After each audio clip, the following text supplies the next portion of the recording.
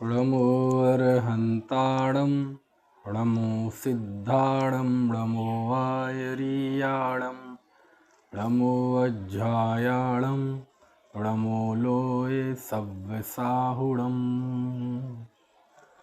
मङ्गलं भगवान् वीरो मङ्गलं गौतमो गणी मङ्गलं कुन्दकुन्दाद्यो जैनधर्मोऽस्तु मङ्गलं सर्वमङ्गलमाङ्गल्यं सर्वकल्याणकारकं प्रधानं सर्वधर्माणां जैनं जयतु शासनम्।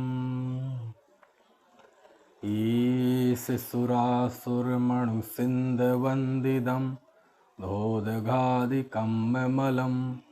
प्रणमामि बड्ढमाणं तित्थं धम्मस्य कत्तारम्। एवं पळमीय सिद्धे जिणवरवसहे पुणो पुणो समणे पडिवज्जदु सामण्डं जदि इच्छदि दुःख परिमोक्षम। श्रवणाचार विषय पर बात चल रही है। प्रवचन सार ग्रंथ के आधार से कल शाम को 261वीं गाथा पर बात हुई थी, जिसमें ये आया था कि अभी तक तो आचार्य ने संघ के अंदर साधुओं के साथ शुभोपयोगी मुनि का कैसा आचरण होता है ये बात आई थी। और अब इस 261वीं गाथा में कि कोई दूसरे संघ के साधु हों तो उनके प्रति आपका कैसा आचरण होना चाहिए, कैसी विनय होना चाहिए, उसका चित्रण यहाँ पे करते हैं। तो सबसे पहले ही 261वीं गाथा पढ़ी थी। ये 3 गाथाएं हैं, 261, 262, 363। ये तीनों ही गाथाएं हम एक बार इसका उच्चारण करते हैं, हिंदी हरिगीत पढ़ेंगे, फिर उस पर बात करते हैं। दिट्ठापगदं वत्थु अभ्युत्थानपधान क्रियाहिं वट्ठदु तदो गुणादो विशेषिदव्वोति उपदेशो अभ्युत्थानं गहणम् उवासणं पोषणं च सत्कारम् अंजलिकरणं प्रणमं भणिदमिह गुणाधिगाणं हि अभ्युत्थेया समणा सुत्तत्र विशारदा उवासेया संयम तवणाढ्ढा पणिवदनीया हि समणेः। देखो, जब दिखे मुनिराज पहले विनय से वर्तन करो, भेद करना गुणों से पश्चात यह उपदेश है। गुणाधिक में खड़े होकर अंजलि को बांध कर ग्रहण पोषण उपासन सत्कार करना नमन विशारद सूत्रार्थ संयम ज्ञान तप में बाढ़ हूँ। उन श्रमण जन को श्रमण जन अति विनय से प्रणमन करें। लीजिए, तो मुनि के कैसी विनय होती है ना, उसकी बात यहाँ चलती है। देखो क्या लिखते हैं। 261वीं गाथा तो सुबह पढ़ी ही थी कि प्रकृत वस्तु को देखकर, है ना, सर्वप्रथम अभ्युत्थानादि क्रिया में वर्तन करें, उसके बाद तदो गुणादो विशेषी दब्बो, उसके बाद गुण आदि भेद करना चाहिए। ठीक है ना। ति उपदेशो, ऐसा उपदेश है। डित्था पगदम बत्थु अभ्युत्थान पधान क्रिया ही वट्टदु तदो गुणादो विशेषी दब्बोत्ति उपदेशो, है ना। कि प्रकृत वस्तु को देखकर, यानी सर्वप्रथम नृग्रंथ मुनि को देखकर उनके अभ्युत्थान आदि क्रिया करनी चाहिए। बाद में, है ना, बाद में मतलब परीक्षा करके, तदो, उसके बाद, तदो यानी 3 दिन 3 रात्रि, है ना, के बाद गुणादो विशेषी दब्बो, गुणों का भेद करना चाहिए कि ये कैसे हैं। फिर उसके बाद आगे अलग उपदेश है, वो आगे की गाथाओं में है। ऐसा उपदेश हो, ऐसा उपदेश है, यानी ये जिनेंद्र भगवान की आज्ञा है कि सबसे पहले आप निर्ग्रंथ लिंग की वंदना कीजिए। और अभ्युत्थान आदि में बताया था कि खड़े होना, है ना, उनको, उनका स्वागत करना, आगे आगे जाकर उनको स्वागत करना, है ना, उनकी वंदना करना, उनकी सेवा शुश्रूषा करना, कुशल क्षेम पूछना, है ना, उनसे अपने उपकरण वगैरह शेयर करना, उनकी सैया लगाना, ठीक है ना, श्रम दूर करना, ये सब होता है। ठीक है, तो सैया लगाने में और भी अपनी बातें हो गई थी कि मुनिराज की क्या सैया होती है, रात में कैसे करते हैं वो, तो वो एक चर्चा से दूसरी चर्चा इंटरलिंक्ड रहती हैं, है ना। वो तो रात्रि में, रात्रि क्या, रात्रि तो हो नहीं पाती, शाम को ऐसा विधान है शास्त्रों में कि शाम को जब ऐसी हथेली की रेखाएं जब तक साफ दिख रही हों बिल्कुल, तब तक तो ठीक है। और जब हथेली की रेखाएं थोड़ी साफ दिखना बंद हो जाए, मतलब इतना उजीला रह जाए, तो फिर उसके बाद अपने वो भूमि को शोध करके वहाँ सैया वगैरह बिछा के फिर वो उसी पे रहते, फिर कहीं नहीं जाते, वहीं बैठते हैं, वहीं सामायिक प्रतिक्रमण सब कुछ वहाँ करते हैं, चिंतन मनन, जिसके लिए लिखा तरुतल वर्षा की झड़ियों में, है ना, ये वो क्या कहते हैं, जब जग विषयों में रच पच कर गाफल निद्रा में सोता हो, अथवा वह शिव के निष्कंटक पथ में विष्कंटक बोता हो अर्ध निशा का सन्नाटा, वन में वनचारी चरते हो, तब शांत निराकुल मानस तुम तत्वों का चिंतन करते। तो शाम होते ही, रात नहीं, रात में तो बिल्कुल ही बंद हो जाएगा दिखना, है ना, तो इतना प्रकाश यदि ना रहे कि आपको हाथों की लकीरें नहीं दिख रही स्पष्ट, तो आप, है ना, समझ लीजिए कि अब आपको ना कहीं जाना है, ना किसी से बातचीत करनी है, वो अब आपका काल बिल्कुल, है ना, अपने में सिमटने का है, क्योंकि आहार नहीं, कोई विहार नहीं, निहार का भी प्रसंग कम ही बनता है ना, क्योंकि सुबह मतलब एक बार भोजन लिया, एक बार पानी लिया, जो मूत्रादि विसर्जन होना होगा अब तक हो गया पूरे दिन में, एक बार पानी लोगे तो कितने बार मूत्र विसर्जन होगा, है ना, तो वो भी नहीं। उसके बाद और कोई, समझ लो कोई तीर्थ वगैरह की वंदना करना हो, जिन वंदना, वो भी नहीं।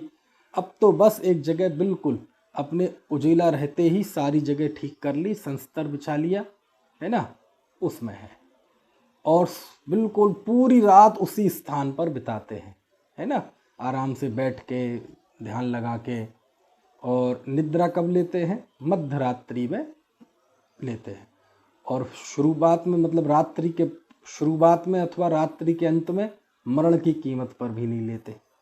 और फिर सुबह कब हटते हैं वहाँ से, कि जब तक सुबह इतना उजेला ना हो जाए कि हाथ की रेखाएं बिल्कुल साफ साफ दिखाई ना देने लगे। ऐसा नहीं एकदम पौ फटते ही जरा सा उजेला हुआ और हट गए, ऐसा नहीं, है ना। तो ये सब शास्त्रों में मर्यादाएं लिखी हैं, है ना, ऐसे। खैर, तो क्या बताया मैंने कि सबसे उनका ये सारी व्यवस्था करते हैं। उसके बाद फिर 3 दिन तक परीक्षा करते हैं, सब संघ वाले उन आगंतुक साधु की परीक्षा करते हैं, और वो भी संघ की परीक्षा करते हैं कि वो संघ भी सही है कि नहीं।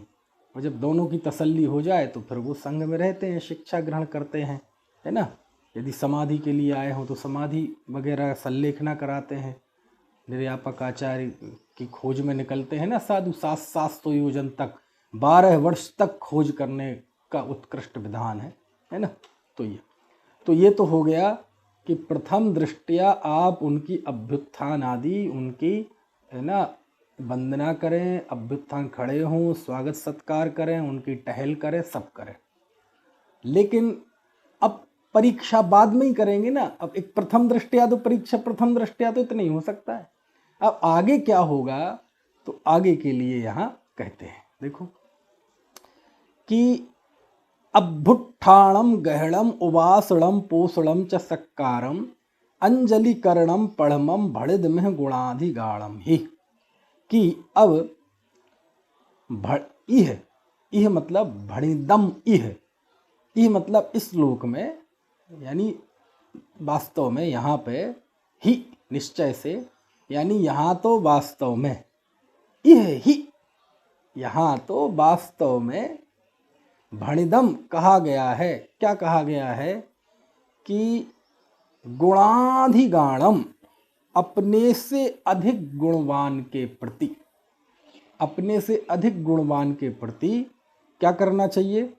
अभ्युत्थानम, अभ्युत्थान खड़े होना, गहणम ग्रहण करना, उवासणम उपासन उपासन करना, ठीक है ना, और पोषणम पोषण करना, च और सत्कारम सत्कार करना, और अंजलिकरणम अंजलिकरणम मतलब समझ गए। अंजलि मतलब ऐसे ऐसे, ये जो अंजलि हाथ जोड़ते ना ऐसे, ये कहलाता अंजलिकरणम। तो अंजलिकरणम ऐसे नहीं, या ऐसे आहार के लिए अंजलि बनाते वो नहीं, ये जो ऐसे हाथ जोड़ते ना ऐसे बिल्कुल गोलाकार, अंदर में हाथ पोला, ऐसे नहीं, ऐसे अंदर से पोला सा बना के, ये कहलाती है अंजलि, ठीक है। तो ऐसे हाथ जोड़ना, और फिर लिखा पड़मम प्रणाम करना।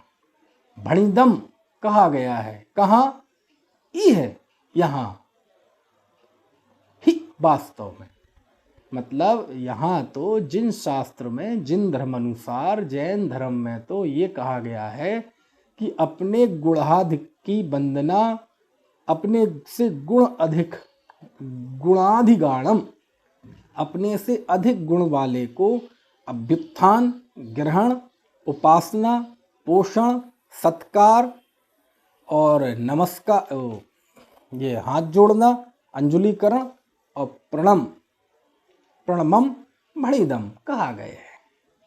समझ, अब तो आपने परीक्षा कर लेंगे। तो अपने से गुण अधिक हो तो उन सब के लिए उनकी बहुत विनय करना चाहिए, है ना, ये बात लिखी। अब 263वीं गाथा देखो जरा, कि समणे ही वास्तव में श्रवणों के द्वारा, है ना, सुतथ्य विशारदा। अब गुणाधिक मतलब क्या, आगे की गाथा में जो गुण में अधिक हों उनके लिए ये सारी चीजें लिख रहे हैं ना, अभ्युत्थान उपासना आदि, बहुत गहरी विनय। तो गुण में अधिक होना मतलब क्या, तो श्रवणों के द्वारा सुतथ्य विशारदा। आहा सुतथ्य विशारदा मतलब जो सूत्र के अर्थ हो, सूत्र और अर्थ में विशारद हो। विशारद मतलब जिन्हें सूत्रों का और अर्थ का विशद बोध हो। विशद बोध हो यानी जो सूत्र और अर्थ के पारगामी हो और उसके मर्म का ज्ञान उन्हें हो। सूत्र और अर्थ के मर्मज्ञ, सूत्र अर्थ का गहरा बोध जिन्हें हो, यानी बहुत ज्ञानी हो। समझ में आया। और संयम तबड़ाण बढ़ा, और जो संयम तप और ज्ञान में वृद्ध हो। ठीक है, संयम में, तप में और ज्ञान में वृद्ध हो। ठीक है, वृद्ध मतलब वृद्ध नहीं, लिखा है अढ़ा, मतलब उसमें समृद्ध हो।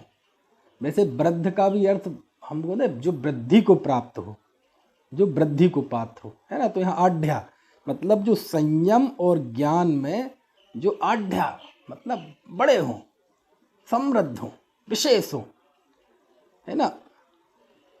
समणों के द्वारा ऐसे सूत्रार्थ में विशारद और संयम तप ज्ञान में जो समृद्ध हों, उनकी अभ्युत्थेणा, है ना, उन समणों की अभ्युत्थेया मतलब अभ्युत्थान, उपासेया उपासना, और पणिबदड़ियाँ और प्रणत मतलब बंदनियाँ, वो ही नमस्कार करने योग्य हैं। ठीक है। कौन नमस्कार श्रमणों के द्वारा कौन नमस्कार करने योग्य हैं? जो सूत्रार्थ में विशारद हैं। नमस्कार करने योग्य तो हैं, लेकिन नमस्कार करने योग्य में विशेष विनय करने लायक, विशेष उपासना करने लायक, सम्मान करने लायक कौन है? जो सूत्रार्थ में विशारद हो, है ना, यानी ज्ञान, और संयम तपणाढ़ा, और जो संयम तप और ज्ञान में समृद्ध हो। समझ में आया ना? तो ज्ञान में अधिक, संयम में अधिक, तप में अधिक, चारित्र में अधिक, है ना, सूत्र में अधिक, ये कहलाते हैं आपसे गुण में अधिक। समझ में?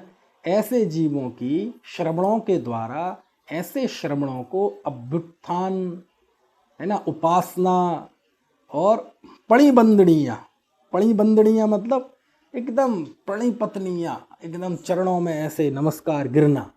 ये सामान्य गिरना नहीं, जैसे नमस्कार भी तो कई होती ना, जैसे आप लोक में देख लो, आप किसी का सम्मान करते हो तो एक तो ऐसा होता है दूर से ही हाथ खड़ा, हाँ जी नमस्कार जी।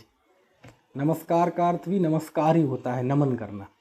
एक सामने आए तो बड़े विनय से नमस्कार जी, है ना, एक हाथ जोड़ के नमस्कार जी।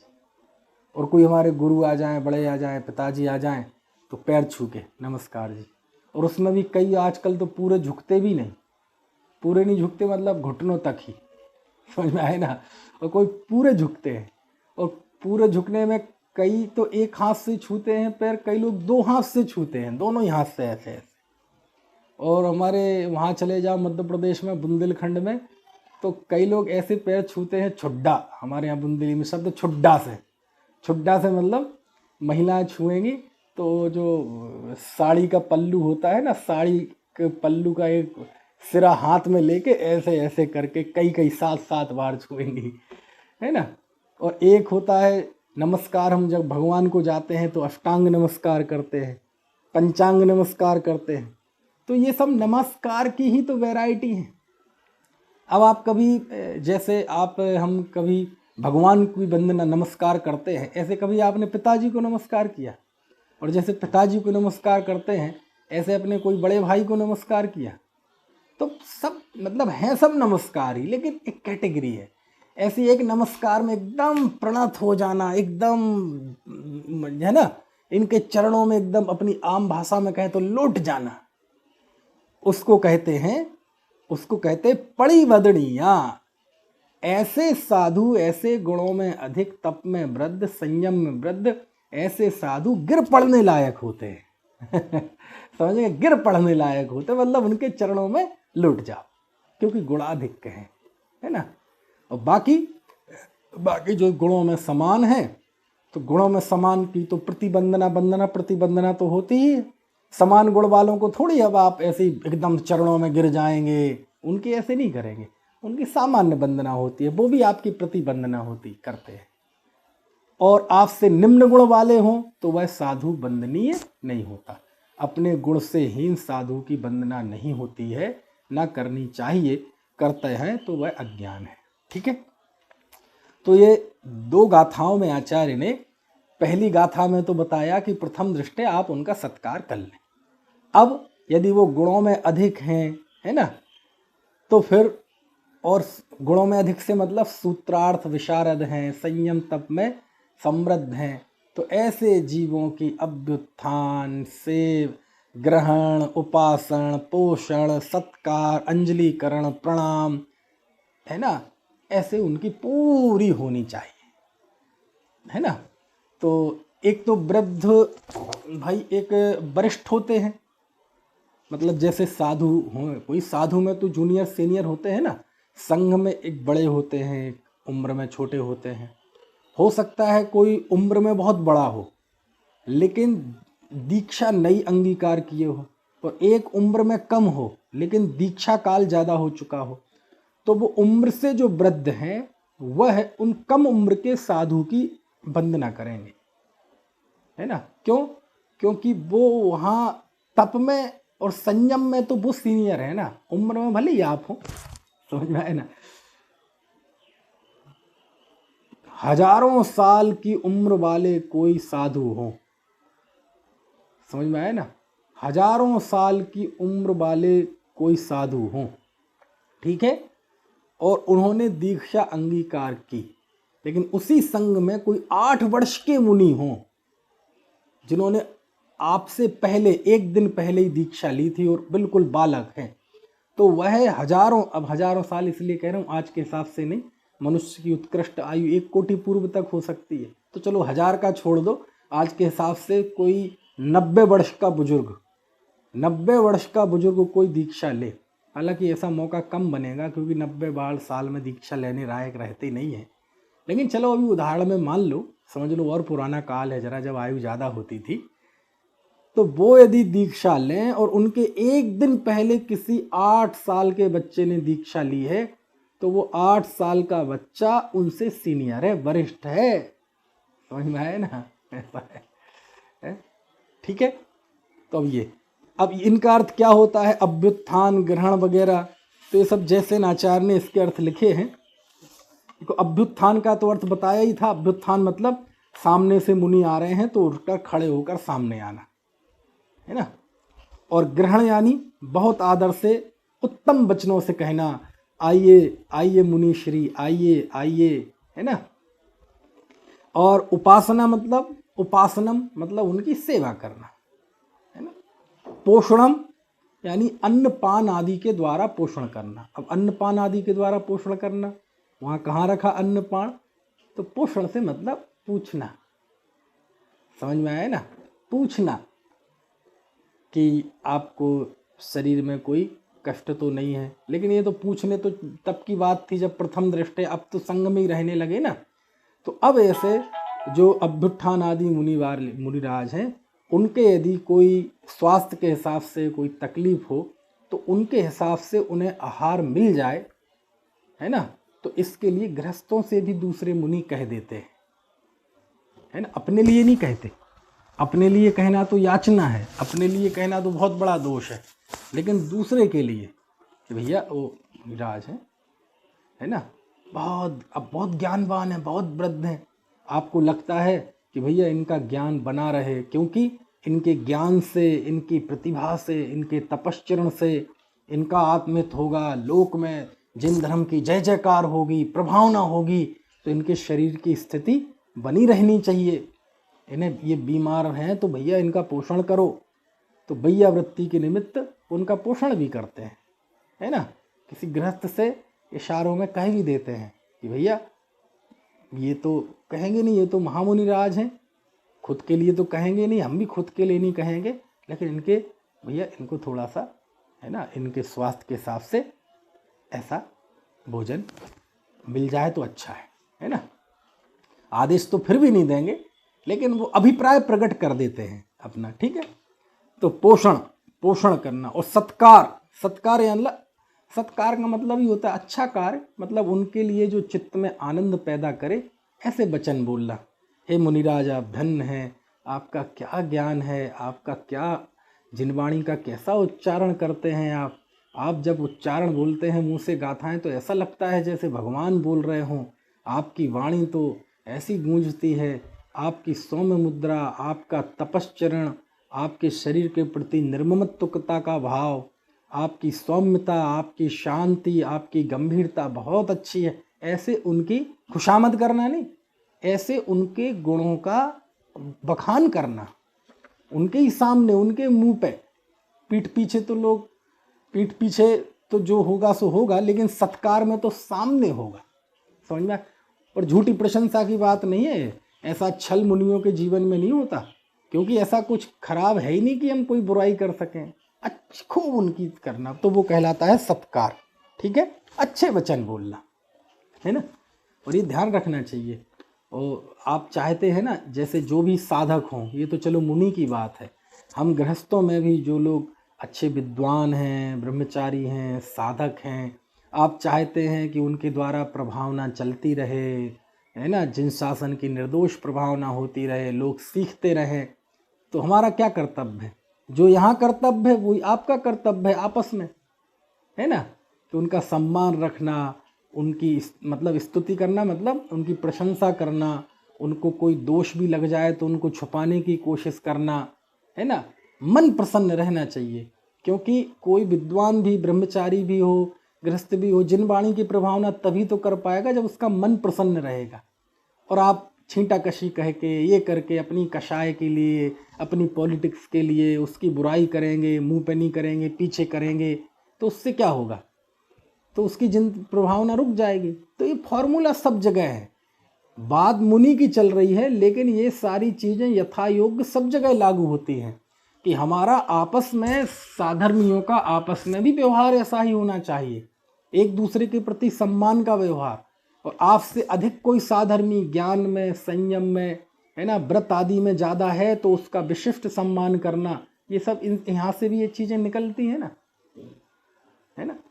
तो कहने का आशय मन प्रसन्न, क्योंकि आप सत्कार करेंगे तो सत्कार करने से आपको भी उनके गुणों की प्रेरणा मिलेगी कि मुझे भी ऐसे ही गुण होना चाहिए हम में।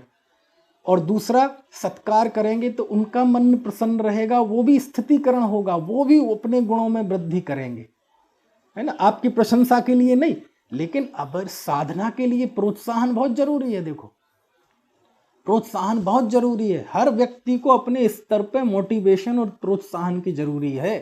चाहे आचार्य हो, उपाध्याय हो, साधु हो, विद्वान हो, ब्रह्मचारी हो, गृहस्थ हो, कोई भी हो, सबको अपने अपने स्तर पे प्रोत्साहन की जरूरत होती है। समझ में आया ना। इस काल के जीव तो बहुत, है ना, बहुत ज़्यादा जरूरी है। तो आपके सत्कार से उन्हें क्या मिलता है? मुनि को प्रोत्साहन मिलता है ना, कि किसका की तारीफ किसकी चल रही है।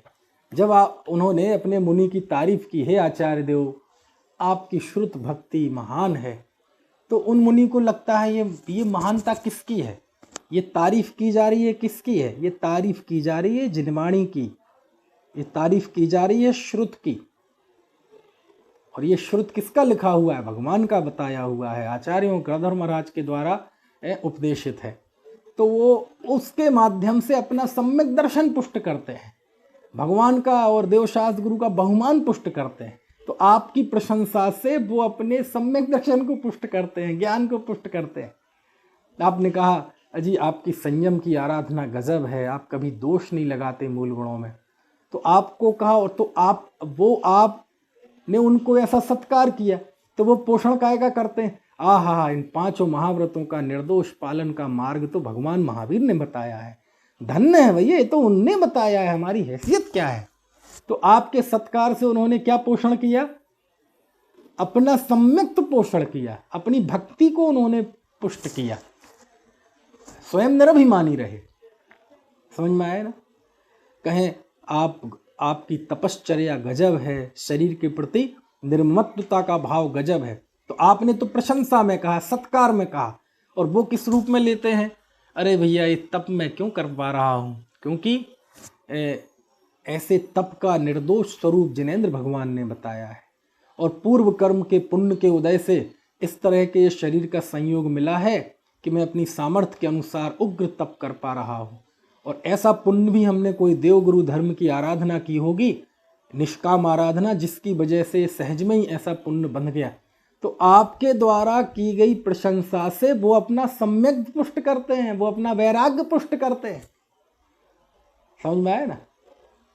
और ऐसी कोई अज्ञानी की प्रशंसा कर दो तो वो अपना अहंकार पुष्ट करेगा, देखा मेरा क्या वैभव है, क्या कमाल है, क्या ग्लैमर है। तो देखो, प्रशंसा हर व्यक्ति के लिए प्रशंसा जरूरी है। वो आपकी प्रशंसा से अभिमानी नहीं होते, प्रशंसित नहीं होते, वो आपकी प्रशंसा से प्रभावित नहीं होते, लेकिन वह आपकी द्वारा किए गए सत्कार से वो अपने सम्यक और वैराग्य की पुष्टि करते। समझ में आया ना। है जैसे अब दृष्टांत, जैसे मैं भी कभी बाहर जाऊं, लोग सम्मान करते हैं, माला पहनाते हैं, है ना। हालांकि पहले हम बहुत नाटक दिखाते थे कि यार शर्म सी लगती थी, अब लेकिन अब जो तुम्हें जल्दी करना हो जो कर लो, नहीं तो पता चले कि वहाँ मंच पे नाम बोल रहे हैं, हम बैठे हैं, नाम बोल रहे हैं, 4-5 लोग उठाने आए हैं, पूरा ड्रामा सा चल रहा है, टाइम भी खराब होता है, ड्रामा सा होता है, सबका ध्यान खिंचता है। तो पहले, लेकिन अब लगता है अरे खामा खानी, ये लोग मानेंगे नहीं, अपने वो सम्मान कर रहा है, जल्दी 2 मिनट उपसर्ग मान के सम्मान करा लो और जल्दी उन्हें भी फ्री करो, तुम भी फ्री हो, है ना। और फिर कोई सामूहिक में तो ऐसा नहीं होता, लेकिन कभी एक अकेले जाएं तो फिर लोग भाषण देंगे आपका सम्मान और ये, तो हम अंदर अंदर सोचते हैं कि किसका सम्मान कर रहे हैं भैया। ये सम्मान इसका कर रहे हैं कि मैं इस जिन वाणी को इन्हें समझा रहा हूँ, जिन वचनों को समझा रहा हूँ, यानी ये मेरा सम्मान नहीं है, ये जिन वचनों का सम्मान है ना। बड़ी बड़ी उम्र के लोग सम्मान करते हैं, बड़ी बड़ी उम्र के लोग पैर छूते हैं, बड़ी बड़ी उम्र के लोग आओ साहब बैठो साहब, और कहीं जाएंगे तो कुर्सी खाली कर देंगे, बुजुर्ग 80-80 साल के। तब मुझे ऐसा लगता है कि किसका सम्मान है, मेरा सम्मान थोड़ी है, मेरा क्या सम्मान है, ये शरीर का सम्मान थोड़ी है, जाति कुल का सम्मान थोड़ी है, ये किसका सम्मान है। ये सम्मान मैंने जो श्रुत का अभ्यास किया और श्रुत का अभ्यास करके दूसरों को भी, है ना, अपने यथायोग्य समझाता हूँ, तो ये मेरा सम्मान नहीं है, ये किसका सम्मान है, उस श्रुत का सम्मान है। तो मैं ऐसा सोचकर श्रुत की भक्ति पुष्ट करता हूँ। मैं भी अपने उस जो ज्ञान की अहमियत मेरे अंदर है, भक्ति है, उसको पुष्ट करता हूँ कि भैया जिनवाणी का असर है तो जिनवाणी का प्रभाव है। समझ में आया ना। कोई अनुकूलता मिलती है, कहीं बाहर जाते हैं कोई दिक्कत नहीं, किसी भी तरह की खाने की पीने की रहने की नहीं, कोई किसी तरह की दिक्कत नहीं, पूरा सम्मान सम्मान, नौकरी भी मिल गई, सब मिल गई। तो हम इसमें भी ये कि भैया ये तो श्रुत का अभ्यास था, इससे सहज पुण्य ऐसा बनता है कि ये सब अनुकूलताएं हो जाती हैं, कोई पूर्व का हो वर्तमान का हो, इसमें मेरा कुछ भी नहीं है। जो कुछ है, जो कुछ महात्म है, ये श्रुत का अभ्यास है ना। तो खैर कहने की बात, छोटा मुंह बड़ी बात, कहने का आशय ये है कि ये जो जिस भूमिका में है उस भूमिका के योग उसको सत्कार न मिले तो इस काल का जीव हो सकता है कुंठित हो जाए बेचारा, क्योंकि इस काल में ऐसे जीव होते हैं कमजोर मनोबल वाले, तो सत्कार करता है वो, लिखा ना, सत्कार करता है। हालांकि वो मुनिराज कुंठित नहीं होंगे, वो आपके सत्कार की प्रेरणा, सत्कार से प्रभावित नहीं होते, ये तो हम आप जैसे छोटे मोटे जीवों की बात कर रहे हैं। लेकिन वो सत्कार करते हैं, उनकी विनय करते हैं, उपासना करते हैं, तो उन्हें अहंकार नहीं आता, उनके अंदर वो उनका सम्यक्त पुष्ट होता है, वैराग्य पुष्ट होता है। अंदर में ये भी सोचते हैं कि देखो पाप का उदय पुण्य का उदय ऐसा है कि ये सब सम्मान कर रहे हैं, कल के दिन हो सकता है ऐसा पाप का उदय आए कि ये लोग हमारा अपमान करें, हमें बुरा भला कहें, लेकिन ये सब उदय के खेल हैं, इसमें मेरे पुरुषार्थ का कुछ भी नहीं है, मेरा आत्मा इन सब चीज़ों से प्रभावित नहीं होता, मैं तो एक शुद्ध चिन्हघन वस्तु हूँ जिसमें कोई कर्म का उदय नहीं है, कर्म का क्षय नहीं है, कर्म का क्षयोपशम नहीं है, है ना, कर्म का उपशम नहीं है, ऐसा परम पारिणामिक भाव हूँ। तो ये जो अंदर का उनका जीवन है, समझ में आया ना, तो निष्प्रभावित रहते हैं, है ना। तो सब बातें शास्त्र में हैं। तो सत्कार और अंजलिकरण मतलब विनय से हाथ जोड़ना, और प्रणाम मतलब नमस्कार करना। तो ये सब शब्दों के अर्थ जयसेन स्वामी ने दिए हैं, दूसरी जगह से भी आप देख सकते हैं, ठीक है। तो ये बात आ गई। कुल मिला के ये है कि अपने से में गुणों से अधिक हों, संयम तब ज्ञान में वृद्ध हों, तो उनकी बहुत विनय, बहुत सेवा उपासना, बहुत, है ना, उनके प्रति भक्ति होनी चाहिए। मतलब ईर्ष्या नहीं होनी चाहिए, यार ये तो बहुत आगे बढ़ गए, हम पीछे रह गए, समझ में आया ना, ऐसा नहीं होना चाहिए, है ना। ऐसा तो हो सकता है कि उनके ज्ञान वृद्धि को देखकर आपको प्रेरणा मिले, उनके संयम तप में वृद्धि से आपको भी प्रेरणा मिले, लेकिन ईर्ष्या नहीं होगी। आहा धन्य है, धन्य हो गया मैं आप जैसा संघ में साधु पाकर, समझ में आया ना, ऐसा बात, ठीक है। एक बार हिंदी हरिगीत पढ़ लें तीनों गाथाओं का, फिर आगे की गाथा पढ़ते हैं, क्योंकि इसमें तो पात्र जीव बताए, और टीका में अंत में लिख दिया आचार्य अमृतचंद स्वामी ने कि ये प्रवृत्तियां श्रवणाभासों के लिए नहीं है, ये प्रवृत्तियां ऐसे श्रवणों के लिए तो हैं, श्रवणाभास के लिए नहीं है। क्यों? क्योंकि आगे की गाथा में श्रवणाभास की बात आई है ना। देखो दिट्ठा नहीं, जब दिखें मुनिराज पहले, विनय से वर्तन करो। भेद करना गुणों से पश्चात यह उपदेश है। गुणाधिक में खड़े होकर अंजलि को बांध कर, ग्रहण पोषण उपासन सत्कार कर करना नमन। विशारद सूत्रार्थ संयम ज्ञान तप में आढ़ हो। उन श्रमण जन को श्रमण जन अति विनय से प्रणमन करे। तो साधुओं का साधुओं से कैसा व्यवहार होता है शुभोपयोग की भूमिका में, उसका वर्णन ये चल रहा है। ठीक है, अब देखो 264 गाथा। अब 264 गाथा में ऐसा बताते हैं कि ये तो हमने बताया कि ये श्रमण है, इनकी विनय करना, और कौन से जीव श्रमण नहीं हैं, अब ये इस गाथा में आएगा। क्योंकि आप देखेंगे पिछली गाथाओं की जो टीका है आचार्य अमृतचंद स्वामी की, इसका सबसे अंतिम वाक्य देखो आप, इतरे शाम तु श्रमणा भाषा नाम ताह प्रतिषिद्धा एव। मतलब क्या हुआ कि इनके अतिरिक्त, यानी जो ऊपर मुनिराज कहे उनके अतिरिक्त अन्य श्रमणा भाषों के प्रति वे प्रवृत्तियां निषिद्ध हैं। खड़े होना, उनकी वंदना करना, उपासना करना, पोषण करना, प्रणत हो जाना, गिर पड़ना, सत्कार करना, कहते हैं गुणाधिक साधुओं के तो करना और समान गुण वालों की तो करते ही हैं वंदना प्रतिवंदना, लेकिन उनकी वैसी तो नहीं करते ना जैसी गुणाधिक वालों की करते हैं। लेकिन कहते हैं इनके अलावा और किसी की ऐसी विनय नहीं करना। तो इनके अलावा और किनकी नहीं करना, किनकी नहीं करना? तो कहते हैं जो वस्त्र सहित हो। बोले है बात ही नहीं चल रही, सवस्त्र कोई मुनि होता ही नहीं है, तो उनकी तो सब करने। और ये सब बहुत सब वर्णन है, मूलाचार में भी है वर्णन, ये वाला जो मैं बता रहा हूँ। आपको देखना हो तो गाथा नंबर याद नहीं आ रहा मुझे, है ना,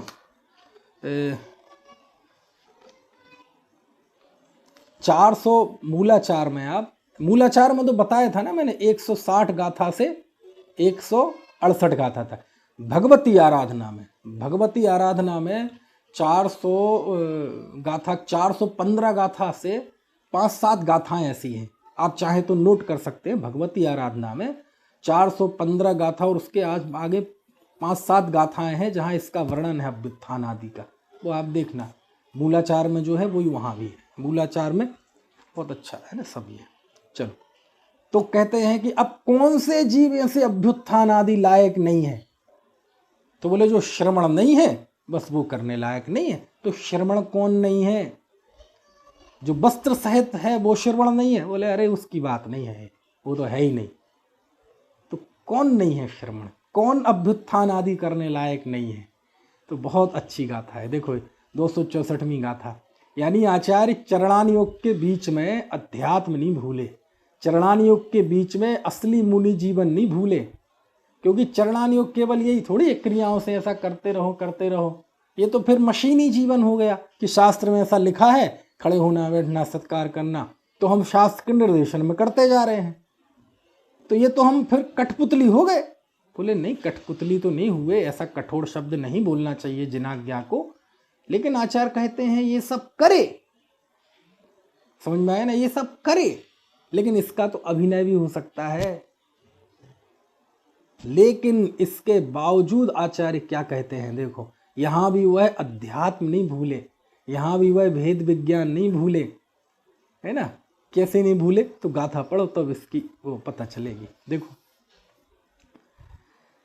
राहबदि समणोत्ति मदो संयम तब सुत संपजुत्तो भी।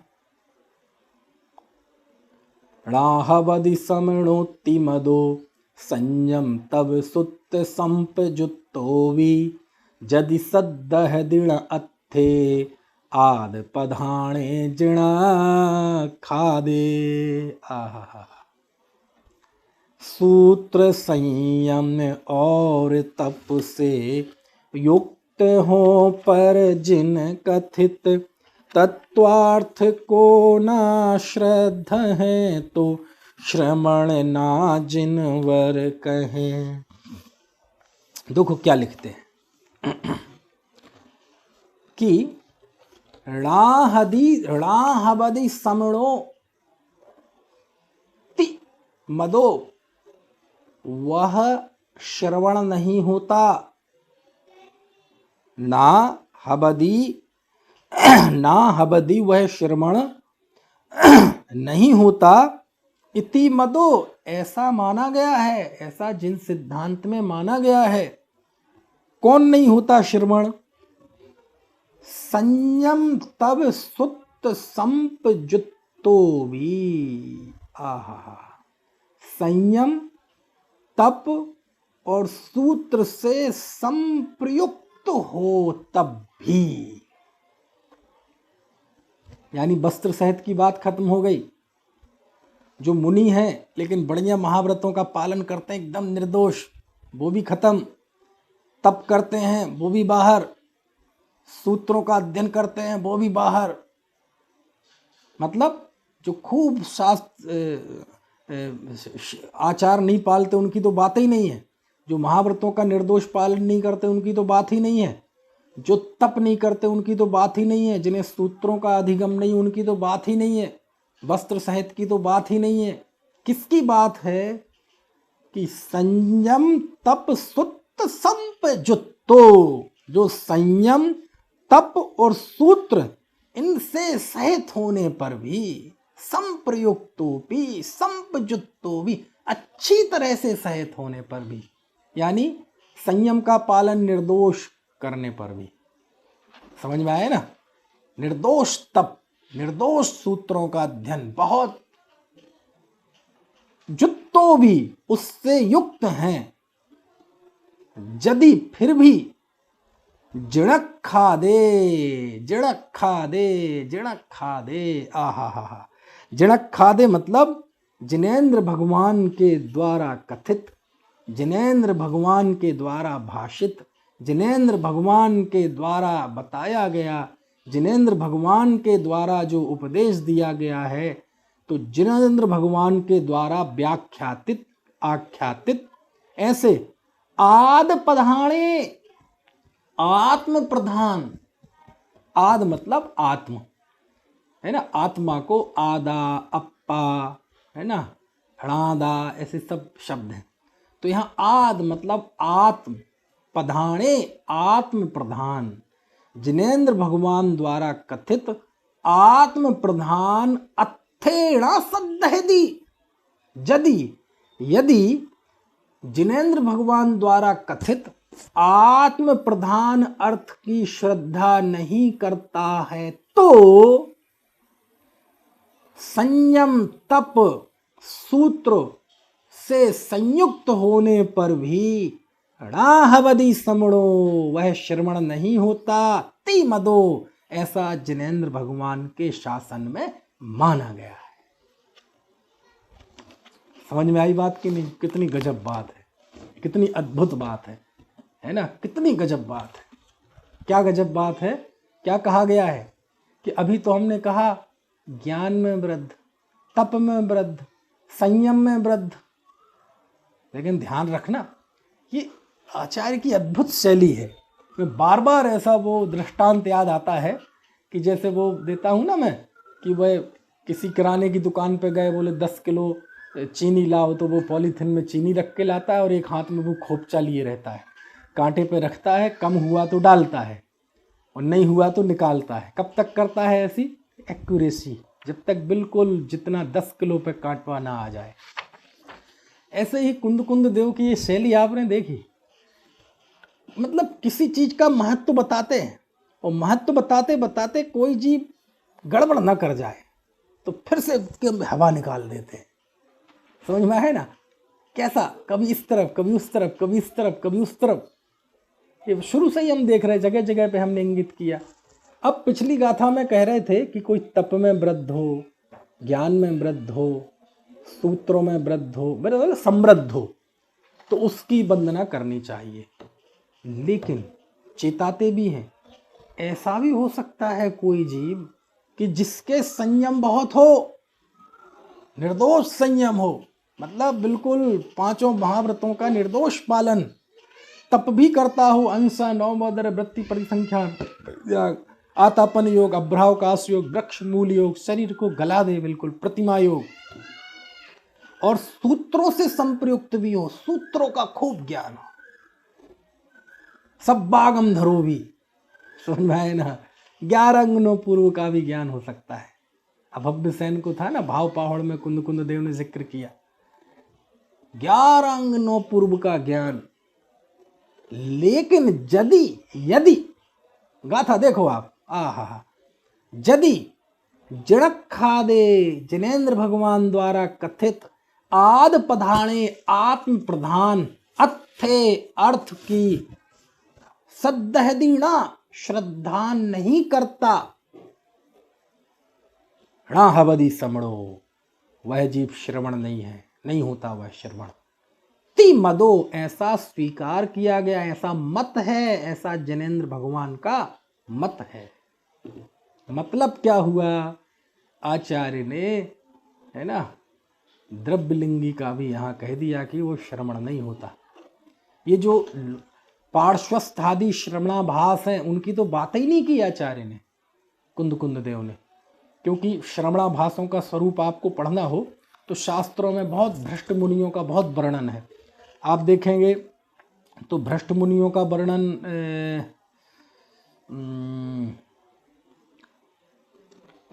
मूलाचार में भी है, भगवती आराधना में भी है, आप देख सकते हैं। भगवती आराधना में 1300 गाथा के बाद कई सारी गाथाएं ऐसी हैं जिसमें भ्रष्ट मुनियों का वर्णन है ना।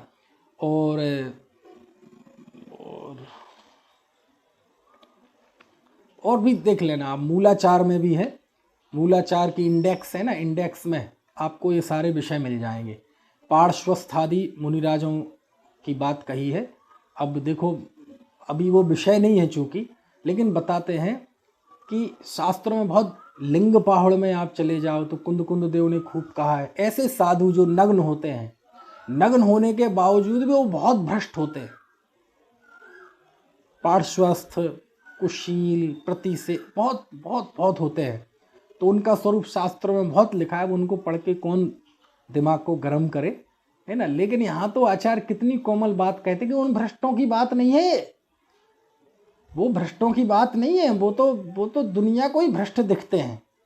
यदि कोई साधु नग्न है लेकिन एक ही जगह पर रहता हो, कहीं गमन ही ना करता हो, मठों में रहता हो, कोई तीर्थ बना के बैठ गया हो, कोई परिसर बना के बैठ गया हो, तो कहते वो तो भ्रष्ट दिख ही रहा है।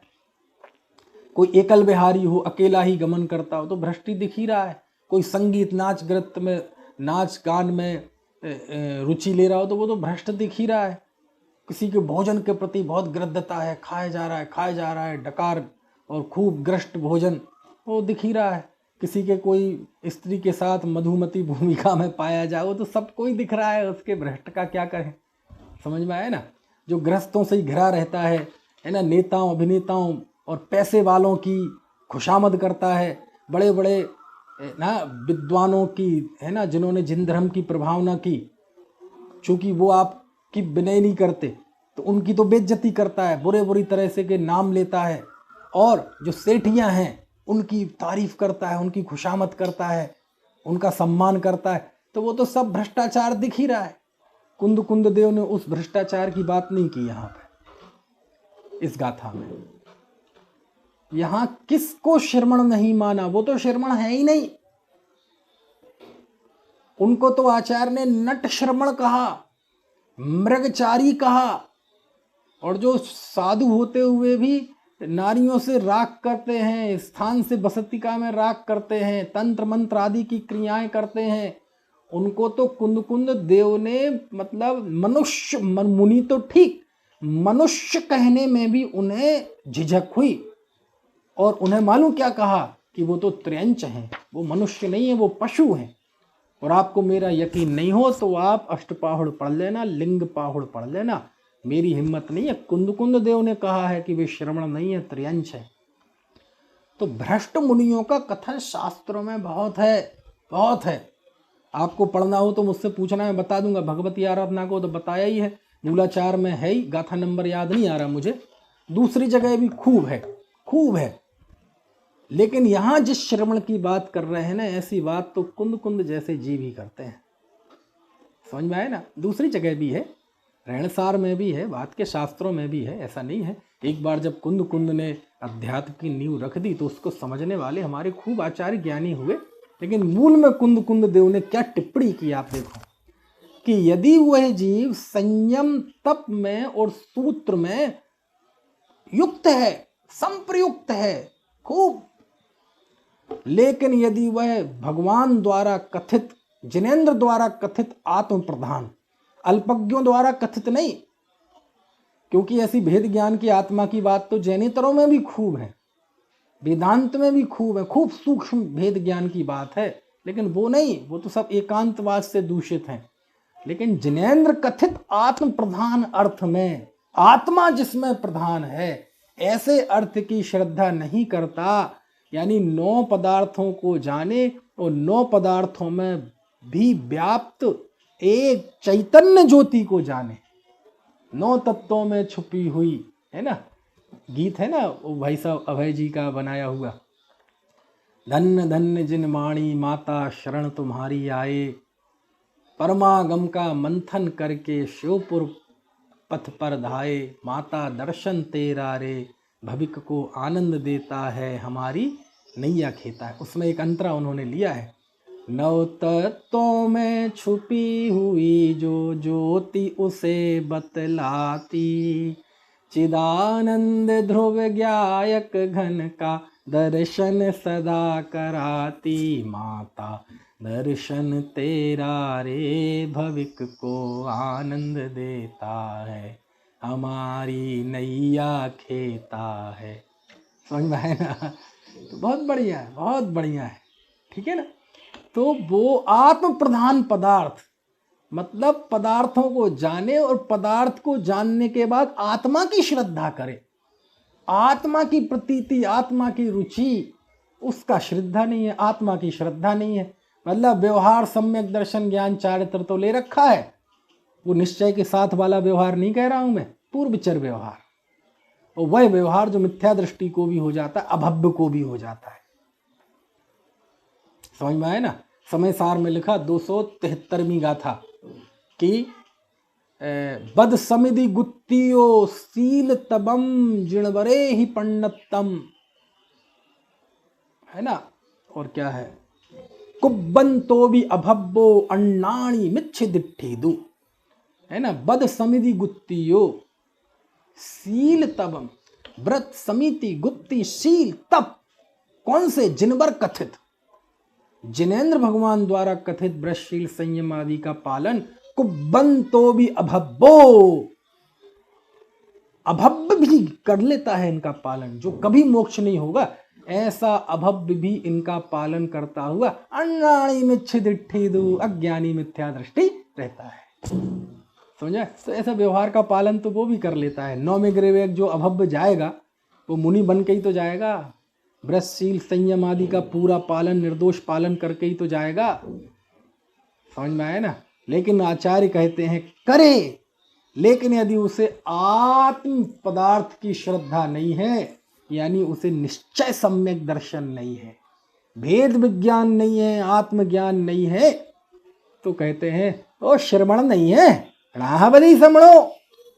गाथा देखो, राहबदी समणो, वह श्रवण नहीं होता।